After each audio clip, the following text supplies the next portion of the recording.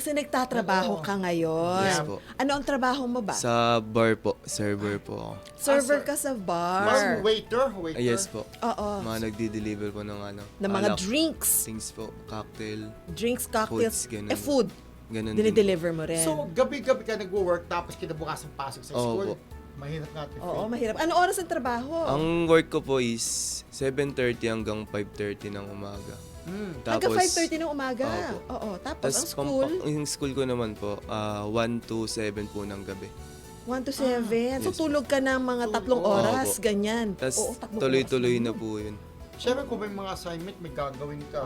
Paano mo nababalance siya pagiging estudyante mo sa umaga, magtatrabaho sa gabi? Pag may free time po sa school, like break time, dun ko na po ginagawa yung mga dapat pong gawin. Like sa school assignment po, ganun. Ang hirap at faith. Oo. Ilang taon ka na nagtatrabaho ngayon? Pagka-18 ko pa lang po, nag-work na po. Ilang taon ka na ba ngayon? 20 po. 20. So mga magto 3 years ka na Oo. nagtatrabaho. At doon din. Yes.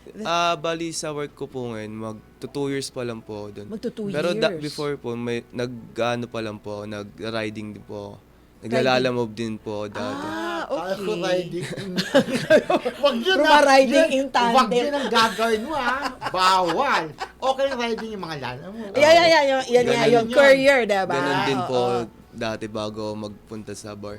So talagang raketero. Mas gusto Ate mo na nandito sa bar kesa sa Opo, currying. free time po kasi lalo na po pag sa bar kasi ano rin po yung oras, parang sakto lang din po Free para time. sa akin. At the same, 3 alak. Yes. Charas. Huwag kang minum May inom ka ba dan? Hindi po, bira lang po ako minum. Tama. Kasi baka pre-pre din doon since doon ka nagtatabaho Siyempre sa bar. sabihin niya sa diba? atin, hindi. Hindi.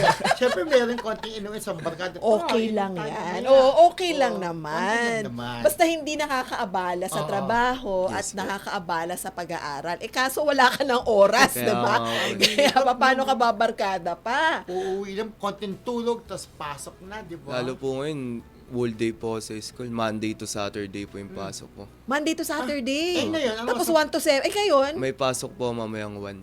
alauna. Ay, sakto lang. Okay. Tapos, Diretso so na po kalalabas ako. mo lang sa kanina. Opo, sa Wala bar. ka ng tulog. Wala. Diretso ka Konting dito. tulog lang po. Manatili nakatutok sa Abante. Sundan kami sa aming mga social media accounts.